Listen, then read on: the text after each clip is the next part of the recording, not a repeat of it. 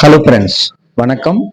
Army welfare news Tamil YouTube channel வழியாக மீண்டும் உங்களை சந்திப்பதில் மிகவும் மகிழ்ச்சி. நாம் இன்றைக்கி இந்த வீடியோவில் சென்ட்ரல் கவர்மெண்ட் எம்ப்ளாயீஸ், குறிப்பாக இராணுவத்தில் இப்போ சர்வீஸில் இருக்கிறவங்க மற்றும் சர்வீஸை முடிச்சுட்டு இப்போ பென்ஷன் வாங்குகிற நபர்களுக்கு ஒவ்வொரு பேங்க்லேருந்தும் பலவிதமான சிறப்பு சலுகைகளையும் பேக்கேஜ்களையும் வழங்குறது தான் வழக்கம். அதே போல் தான் ஸ்டேட் பேங்க் ஆஃப் இந்தியா வழங்கிக்கிட்டு இருக்கிற டிஃபென்ஸ் சேலரி பேக்கேஜ், அதில் ரெண்டு விதமாக பார்த்துருப்பீங்க. யாரெல்லாம் சர்வீஸில் இருக்காங்களோ அவங்களுக்கு டிஎஸ்பி கோல்டு அப்படின்னு ஒரு இருக்கும். ரிட்டையர் ஆனவங்க அவங்க அக்கௌண்ட்டை செக் பண்ணி பார்த்தா டிஃபென்ஸ் பென்ஷன் கோல்டு அப்படின்னு இருக்கும். DSP pension gold, DSP salary account, அதாவது DSP gold and DSP pension கோல்டுன்னு கொடுத்துருப்பாங்க.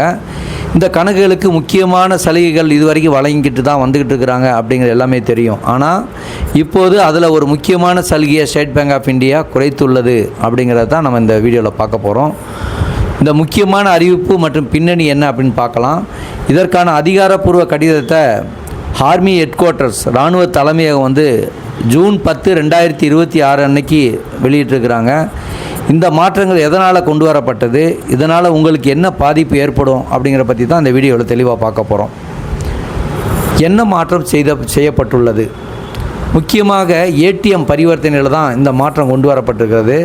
அதாவது எஸ்பிஐ ஏடிஎம் கார்டுடைய பயன்பாடு, நீங்கள் எஸ்பிஐ கார்டு உங்கள்கிட்ட இருக்குது அப்படின்னா, நீங்கள் எஸ்பிஐ ஒரு அக்கௌண்ட் ஹோல்டர் அப்படின்னா, பேங்க்லேருந்து ஏடிஎம்களை பயன்படுத்தினால் எப்போதும் போலவே எந்தவித கட்டுப்பாடு இல்லாமல் நீங்கள் வரம்பற்ற முறையில், அதாவது அன்லிமிட்டெட் ஃப்ரீ டிரான்சாக்ஷன், கட்டணமின்றி பணத்தை எடுத்துக்கொள்ளலாம் அப்படிங்கிறதுல எந்த மாற்றத்தையும் கொண்டு வரல.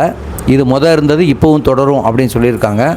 ஆனால் இதர வங்கி ஏடிஎம் பயன்பாடு, அதர் பேங்க் ஏடிஎம்ஸ் இருக்கு இல்லையா, இதற்கு முன்பு இராணுவத்தினர் மற்றும் அந்த பென்ஷன்தாரர் ரிட்டையர்ட் பர்சன்ஸுக்கு மற்ற வங்கிகளுடைய ஏடிஎம்களை மாதத்திற்கு 10 முறை இலவசமாக பயன்படுத்தக்கூடிய சலுகை இருந்தது.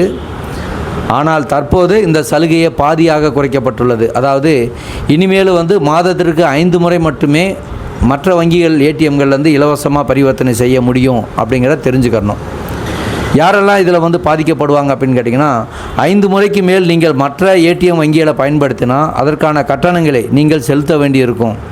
இந்த புதிய விதிமுறை தற்போது சர்வீஸில் இருக்க இராணுவ வீரர்கள் மற்றும் இப்போ பென்ஷனர்ஸ்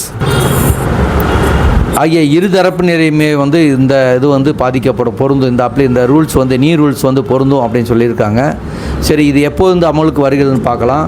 இந்த புதிய ஏடிஎம் உடைய விதிமுறைகள் வரும் அக்டோபர் 1, 2026 முதல் அமலுக்கு வர உள்ளது அப்படிங்கிறத தெரிஞ்சுக்கணும். எனவே இதை பற்றியெல்லாம் நம்ம தெரிஞ்சிருந்தா தான் இதை ஒரு அவேர்னஸ் இருந்தால் தான் தேவையில்லாத அந்த சார்ஜஸை நம்ம அவாய்ட் பண்ண முடியும். எனவே தேவையற்ற கூடுதல் கட்டணங்களை தவிர்க்க அக்டோபர் மாதத்திலிருந்து ஸ்டேட் பேங்க் ஆஃப் இந்தியா ஏடிஎம்மை மட்டுமே அதிகமாக பயன்படுத்த பழகிக்கொள்ளுங்கள். இந்த வீடியோவில் நம்ம சொல்ல போகிறது என்னென்னு கேட்டிங்கன்னா, இராணுவ வீரர்கள் நலன் சார்ந்த இந்த முக்கியமான தகவலுக்கு உங்களுக்கு பயனுள்ளதாக இருந்திருக்குன்னு தான் நம்புகிறோம். இதுபோன்ற முக்கியமான மற்றும் பயனுள்ள தகவல்களை உடனுக்குடன் தெரிந்து கொள்ள நம்ம சேனலை மறக்காமல் சப்ஸ்கிரைப் பண்ணுங்கள். மீண்டும் அடுத்த வீடியோவில் சந்திப்போம். ஜெய் ஹிந்த்.